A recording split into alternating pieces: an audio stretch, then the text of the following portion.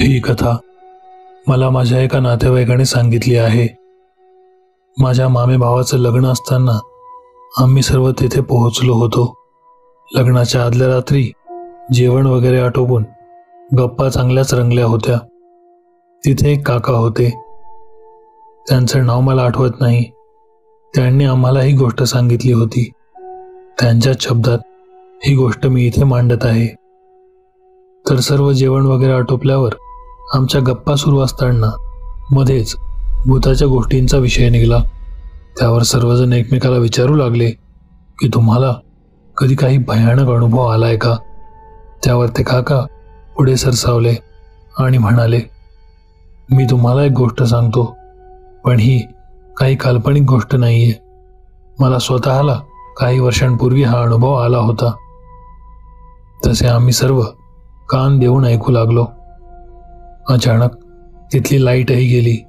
त्यामुळे कंदिलाच्या प्रकाशात ते काका गोष्ट सांगू लागले आणि त्या कंदिलाच्या प्रकाशामुळे ती गोष्ट अजूनच भयानक वाटत होती.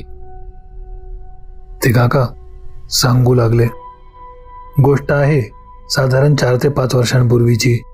आम्ही कोकणामध्ये आमच्या गावी निघालो होतो.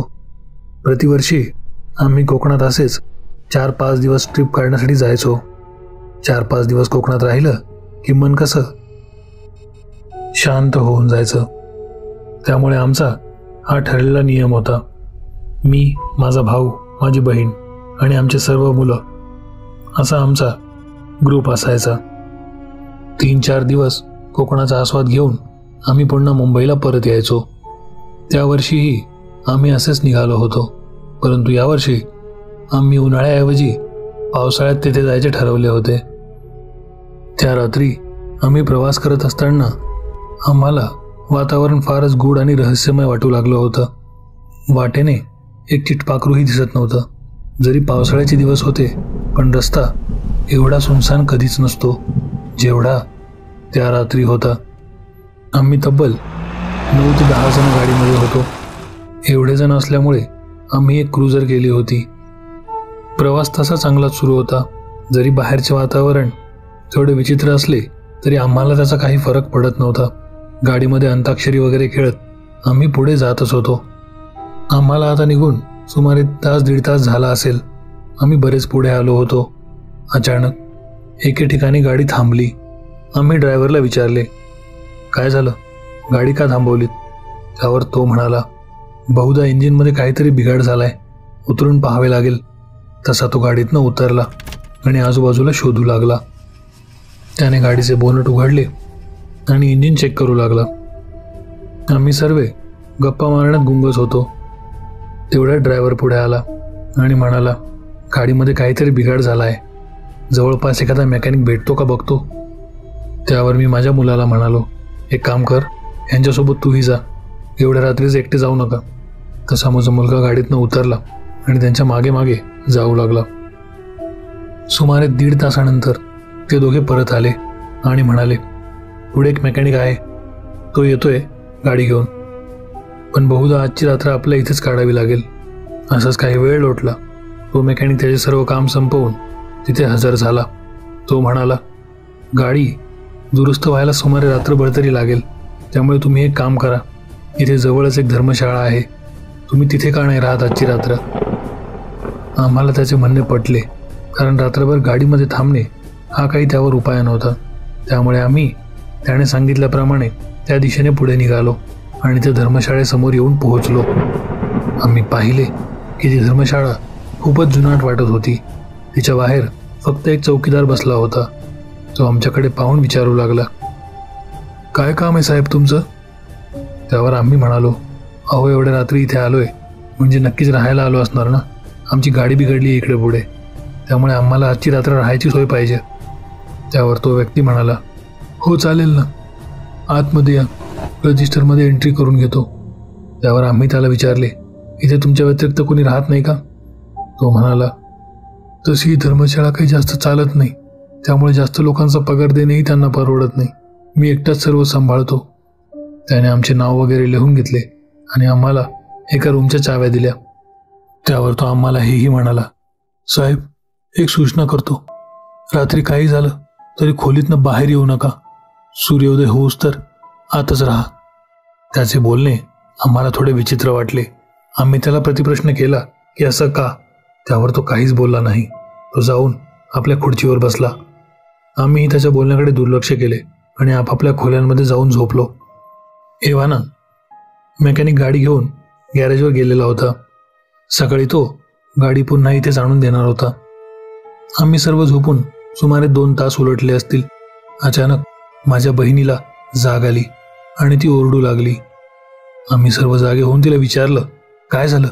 त्यावर ती म्हणाली, गणू कुठे गेलाय? तिचे ते बोलणे ऐकून आम्ही सर्व हादरलो.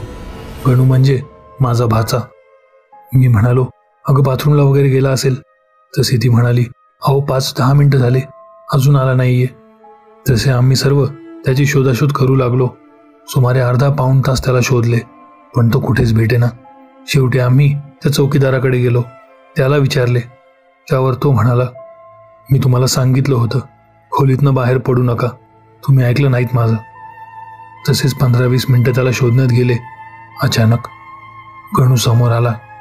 गणूचे वय सुमारे 12-13 वर्ष असेल. बाबा त्याच्यावर खूप चिडले आणि त्याला विचारू लागले, कुठे गेला होतास रे? सांगितलं होतं ना कुठे जायचं नाही बाहेर इथून म्हणून.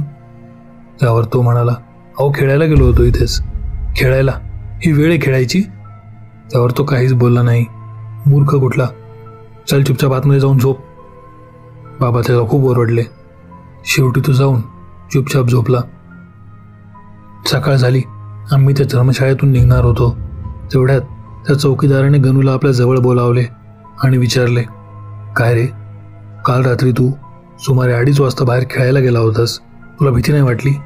त्यावर तो म्हणाला, भीती वाटायचं काय कारण त्यामध्ये? अरे पण तू एकटा एवढ्या रात्रीचं ते जंगल साईडला गेलास, तुला भीती नाही वाटली का? त्यावर तो म्हणाला, एकटा कुठे होतो? तो दादा होता की माझ्यासोबत. त्याचे ते वाक्य ऐकून चौकीदार घाबरला. तो म्हणाला, दादा? कोणता दादा? अहो तोच नाही का, इथेच राहतो ना धर्मशाळेमध्ये. त्यावर चौकीदाराने आपल्या खिशातून एक फोटो काढला आणि गणूला दाखवला. हा दादा होता का तो? त्यावर गणू म्हणाला, हो हाच तर दादा होता. गणूचे ते बोलणे ऐकून तो चौकीदार खालीच बसला. सर्वांनी त्याला विचारपूस केली. तेव्हा त्याने सांगितले, अहो हा आमच्या मालकाचा मुलगा आहे. मागील 10-15 वर्षापूर्वी याचा मृत्यू झाला होता. इथेच मागच्या विहिरीमध्ये उडी मारून त्याने जीव दिला होता आणि हा म्हणतोय की रात्रभर हा याच्यासोबत खेळत होता. त्या चौकीदाराचे ते बोलणे ऐकून सर्वांच्या अंगावर शहारे उभे राहिले. तो पुढे बोलू लागला, काय खेळला तुम्ही रात्री आणि कुठे? त्यावर गणू म्हणाला, काल रात्री आम्ही इथे जंगलामध्ये खेळत होतो. तो काल माझ्या पाठीवरही बसला होता. तेव्हापासनं माझी पाठ सतत दुखत आहे हो. त्याचे ते बोलणे ऐकून सर्वजण घाबरले. चौकीदार म्हणाला, तुमच्या मुलाला त्या आत्म्याने पछाडला आहे. तुम्हाला लवकरात लवकर काहीतरी करावं लागेल, नाहीतर हा याची पाठ कधीच सोडणार नाही. बहुधा अजूनही हा त्याच्या मानगुटीवरच बसलेला असेल. हे सर्व वाक्य बोलताना त्या चौकीदाराच्या डोळ्यामध्ये पाणी तरळू लागलं होतं. एवढा तो घाबरला होता. आम्ही त्वरित गाव गाठलं आणि तिथल्या गुरुवांना या सर्व गोष्टींबद्दल सांगितलं. गुरुवांनी त्यावर उतारा केला आणि सर्व काही गोष्टी करून त्यांनी तो उतारा पिंपळाखाली ठेवला. 2-3 दिवस गणूला असाच त्रास होत होता. त्याची मान सतत दुखायची, पण काही दिवसांनी तो बरा झाला. त्याचा तो त्रासही बंद झाला. तो म्हणाला, मागील 3-4 दिवसापासून मला तो दादा रोज दिसायचा, पण तुमच्या भीतीमुळे मी तुम्हाला कोणालाही ती गोष्ट सांगत नव्हतो. अशा प्रकारे गणू पूर्णपणे बरा झाला आणि त्याला पुन्हा तो मुलगा कधीच दिसला नाही. एवढे बोलून ते काका त्यांची गोष्ट सांगायचे थांबले आणि आम्ही ती गोष्ट आजवर कधीच विसरू शकलो नाही. तुम्हाला जर हा अनुभव आवडला असेल तर व्हिडिओला लाईक करा. व्हिडिओ कसा वाटला हे कमेंटमध्ये सांगायला विसरू नका. जर आपण शोध रहस्याचा ह्या चॅनलवर पहिल्यांदाच आले असाल तर चॅनल सबस्क्राईब करायला विसरू नका आणि सोबत बेल आयकॉन दाबा, म्हणजे भविष्यात येणाऱ्या व्हिडिओचे अपडेट तुम्हाला नियमितपणे मिळत राहतील. त्याचबरोबर हा व्हिडिओ तुमच्या सर्व मित्रांना शेअर करून चॅनलला जास्तीत जास्त सपोर्ट नक्की करा. धन्यवाद.